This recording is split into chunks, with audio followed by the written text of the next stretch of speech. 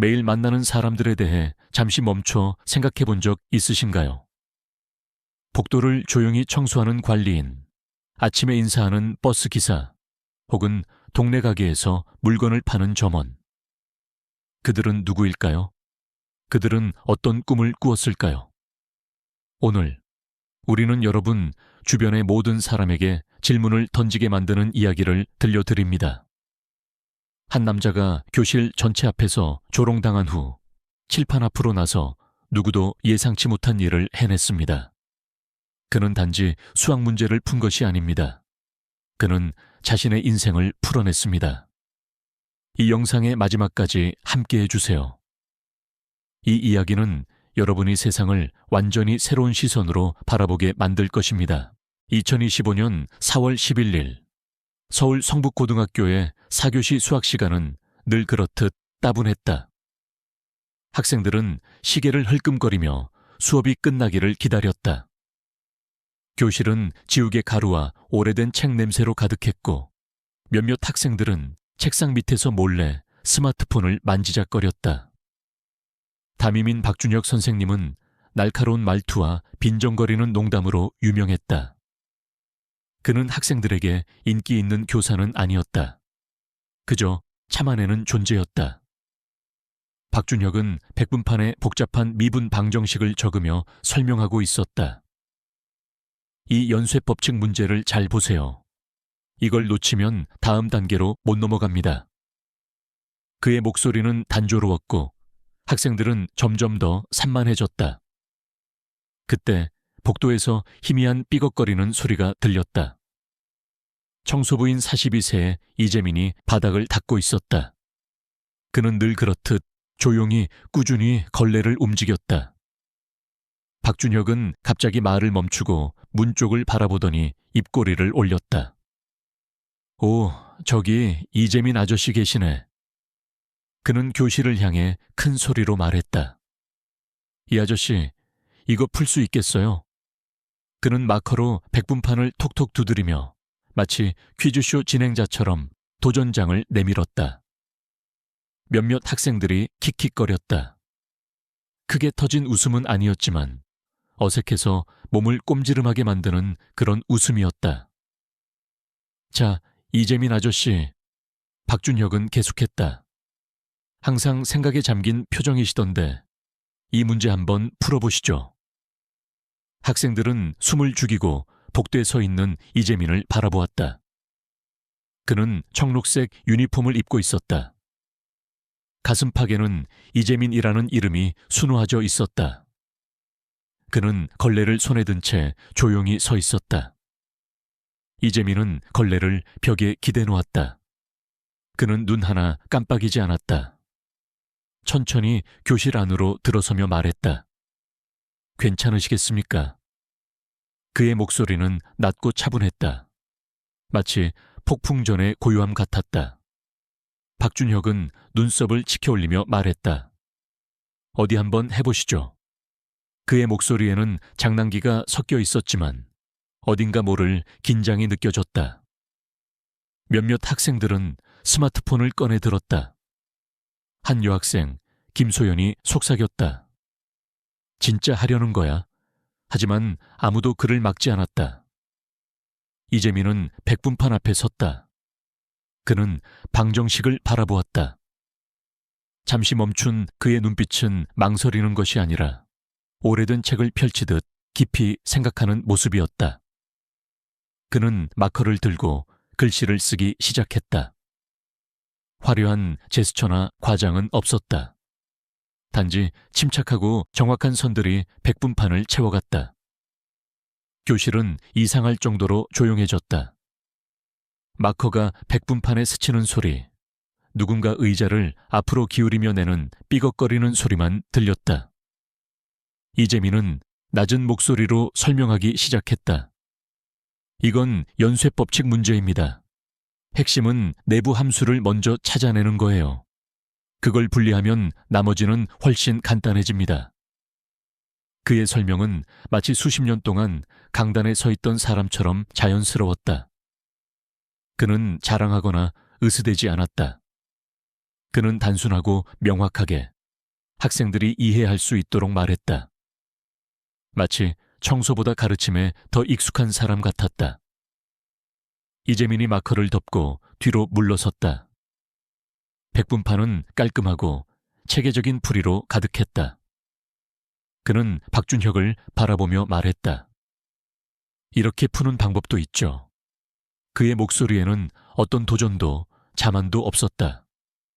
단지 사실을 말하는 듯한 평온함 뿐이었다. 잠시 동안 아무도 움직이지 않았다.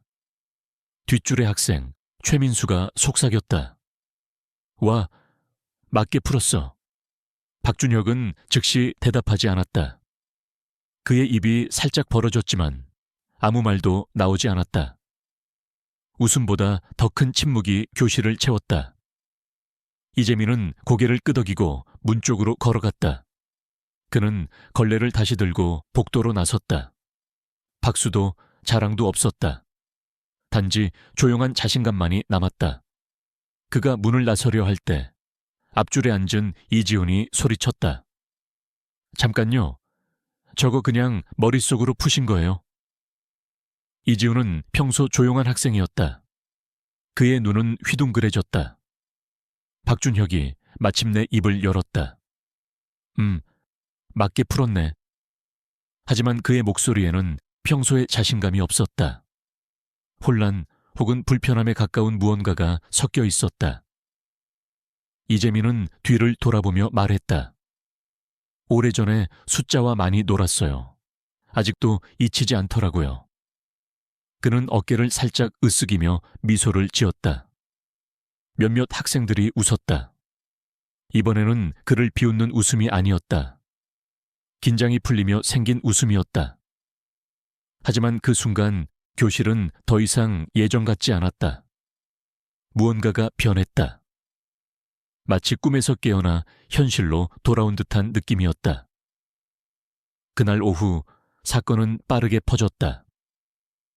김소연이 이재민이 문제를 푸는 모습을 촬영했고 영상은 점심시간이 되기 전에 틱톡과 인스타그램에 올라갔다. 영상은 화려하지 않았다.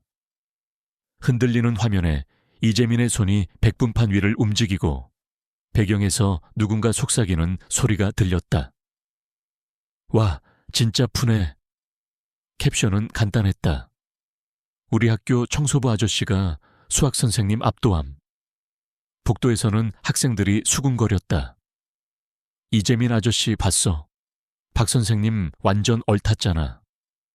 어디서 저렇게 배운 거지? 그냥 청소만 하는 줄 알았는데. 한 학생은 심지어 말했다. 진짜 대학 교수 같았어. 왜 청소부 하시는 거지? 교무실에서도 이야기는 끊이지 않았다. 물리학 교사인 정혜진 선생님이 커피를 마시다 멈추고 물었다. 그러니까 미분 연쇄 법칙 문제를 머릿속으로 풀었다고. 영어 교사인 김태호는 고개를 끄덕였다. 노트도 안 보고 망설이지도 않았어. 마치 자연스러웠지. 박준혁은 구석 테이블에서 채점하는 척했지만 아무 말도 하지 않았다. 하지만 교장인 윤도현은 한마디 했다. 이재민 씨, 여기 5년 일했는데 학문적 배경이 있는 줄 아무도 몰랐네. 사람들은 고개를 저었다. 이재민에 대해 아는 사람은 거의 없었다. 그는 늘 일찍 와서 늦게 떠났다. 바닥은 항상 반짝였고 정우는 하루 이상 꺼져 있는 법이 없었다. 그는 학교의 배경음악 같은 존재였다. 늘 거기에 있지만 아무도 주목하지 않았다. 이재민은 서울 성북구의 작은 원룸 아파트에서 혼자 살았다. 그날 저녁, 그는 오랜만에 낡은 나무 상자를 꺼냈다. 상자 안에는 KAIST 기계공학과 성적표, 오래된 공학 서적 몇 권, 그리고 그의 어머니와 함께 찍은 사진이 있었다. 그는 사진을 손에 들고 잠시 멈췄다.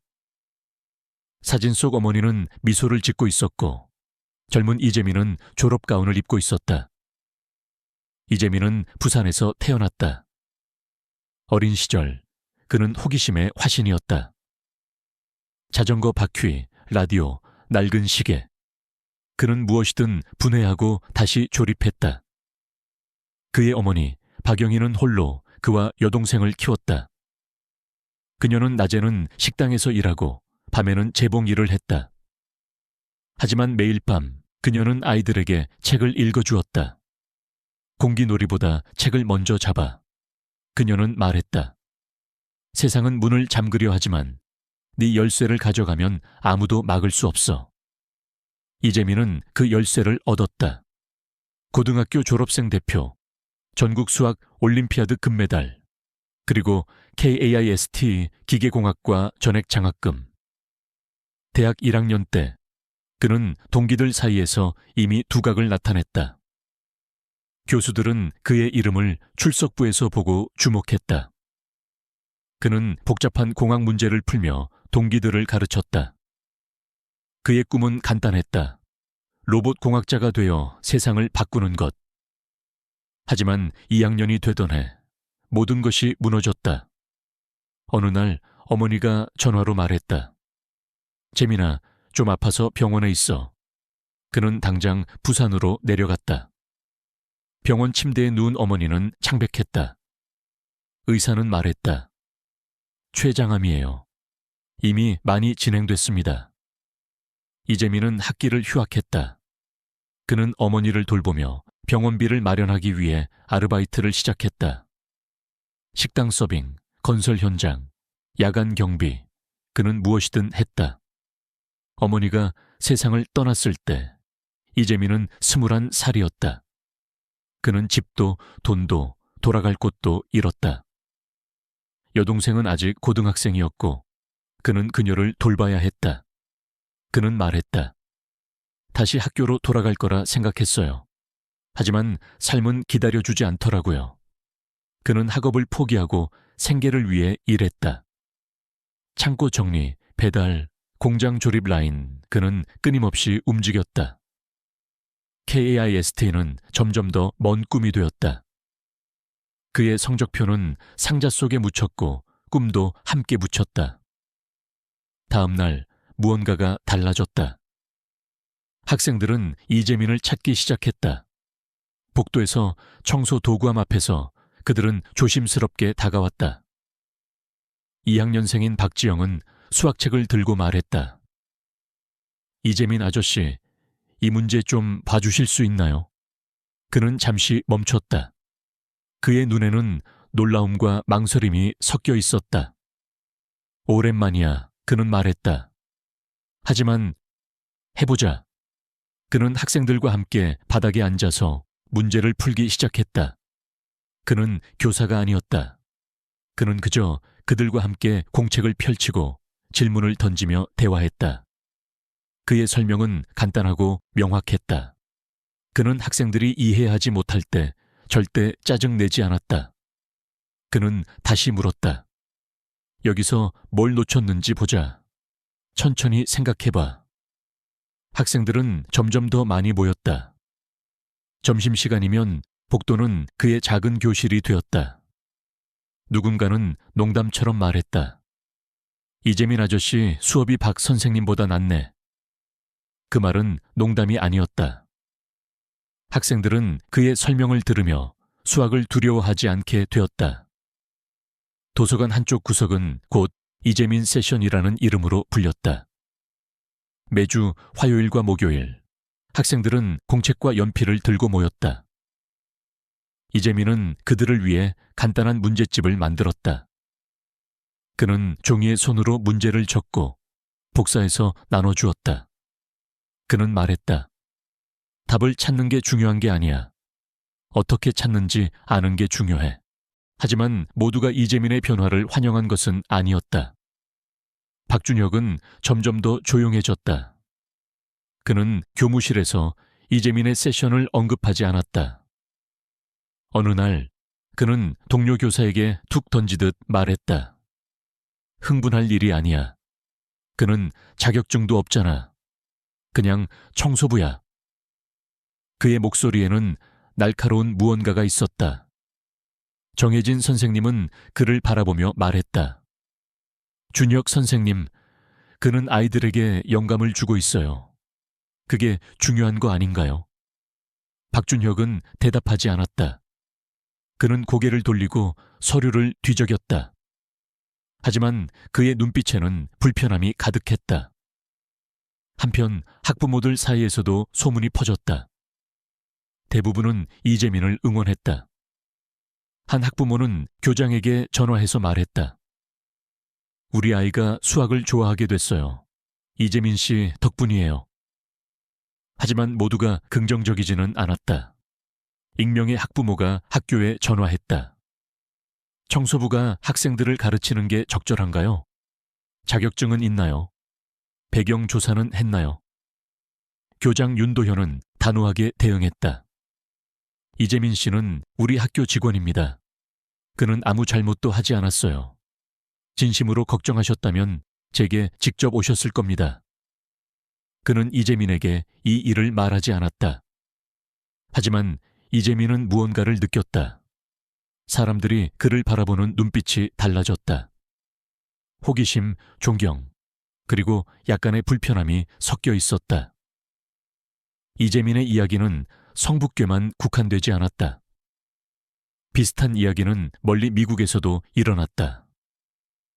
2018년 미국 뉴욕의 한 고등학교에서 청소부였던 마이클 윌슨 가명은 학생들이 물리학 문제를 푸는데 어려움을 겪는 모습을 보고 조용히 도움을 주기 시작했다. 그는 과거 MIT에서 물리학을 전공했지만 가족의 재정난으로 학업을 중단했다. 어느 날 그는 한 학생의 공책에 적힌 문제를 보고 백분판에 풀이를 적었다. 그는 말했다. 여기서 뉴턴의 JJ 법칙을 잘못 적용했어. 힘의 방향을 다시 생각해봐. 그의 설명은 간단했지만 학생들은 그의 명쾌함에 놀랐다. 그 장면은 학생들에 의해 촬영되었고 지역 뉴스에 보도되었다. 마이클은 공식적으로 교사가 되지는 않았다. 하지만 그는 지역 커뮤니티 센터에서 무료 과학 강의를 열었다. 그는 말했다. 내가 배운 걸 나누고 싶었어. 그게 내 방식이야. 그의 이야기는 이재민과 공통점이 있다. 숨겨진 재능, 그리고 그 재능을 통해 아이들에게 희망을 준 점이다. 이재민은 마이클처럼 세간의 주목을 받지는 않았다. 하지만 그는 자신만의 방식으로 변화를 만들었다. 그는 학생들에게 단순히 답을 주지 않았다. 그는 그들이 스스로 답을 찾을 수 있다고 믿게 했다. 어느 날 박준혁은 예상치 못한 행동을 했다. 그는 도서관에 찾아왔다. 그는 조용히 뒤에 서서 이재민이 학생들에게 적분을 설명하는 모습을 지켜보았다. 10분 뒤 그는 앞으로 나섰다. 앉아도 괜찮을까? 그는 물었다. 이재민은 고개를 끄덕였다. 배우는데 마음 쓰지 않으신다면요. 학생들은 웃었고 긴장이 풀렸다. 박준혁은 그날 앉아서 들었다. 그는 말을 많이 하지는 않았지만 그건 시작이었다. 시간이 지나며 박준혁은 변했다. 그는 이재민의 세션에 자주 들렀다. 그는 학생들에게 추가 문제를 내주었고 때로는 이재민과 함께 설명했다. 어느 날 그는 이재민에게 말했다. 내가 가르치는 게 중요한 줄 알았어. 하지만 당신은 나한테 가르침이 뭔지 다시 생각하게 했어. 이재민은 미소를 지었다. 우린 다 길을 잃을 때가 있죠. 다시 찾으면 되는 거예요. 이재민은 공식적인 교사가 되지 않았다. 교장은 그에게 정식 방과 후 수업을 제안했지만 그는 고개를 저었다. 타이틀은 필요 없어요. 아이들이 원해서 오는 게 좋아요. 그는 여전히 청소부로 일했다. 하지만 매주 화요일과 목요일 도서관은 그의 목소리로 채워졌다. 성북고의 연례 학생 전시회에서 학생들은 이재민 테이블을 만들었다. 그곳에는 학생들이 쓴 수학 3, 그리고 자신감에 대한 글이 전시되었다. 한 학생은 썼다. 이재민 아저씨는 답을 주지 않았어요. 그는 우리가 답을 찾을 수 있다고 믿게 했어요. 그날 밤 이재민은 집으로 돌아와 오래된 KAIS 스웨트셔츠를 꺼냈다. 그는 그것을 입지 않았다. 그는 그것을 새 상자에 넣고 학생들의 감사 편지를 함께 보관했다. 그는 깨달았다. 유산은 직함이 아니라 다른 이들에게 남기는 것이라는 걸. 이재민의 이야기는 학교를 넘어 퍼졌다. 지역신문이 그의 이야기를 다뤘다. 한 기자는 그에게 물었다. 왜 다시 공학자가 되려 하지 않으신 건가요? 그는 대답했다. 내가 배운 건 여전히 여기 있어요. 그는 가슴을 두드렸다. 이제 그걸 나누고 싶을 뿐이에요. 그의 이야기는 지역 커뮤니티를 넘어 전국으로 퍼졌다. 사람들은 그의 겸손함과 헌신에 감동했다. 한 학생은 말했다. 이재민 아저씨는 우리에게 꿈을 이뤄도 다시 찾을 수 있다고 보여줬어요. 이재민의 이야기는 단순한 성공담이 아닙니다. 그것은 우리 모두에게 질문을 던집니다. 당신 주변에서 보지 못한 천재는 누구인가요? 당신이 무심코 지나친 그 사람에게 어떤 이야기가 숨어 있을까요? 이 이야기를 공유해 주세요. 누군가에게 영감을 줄지도 모릅니다.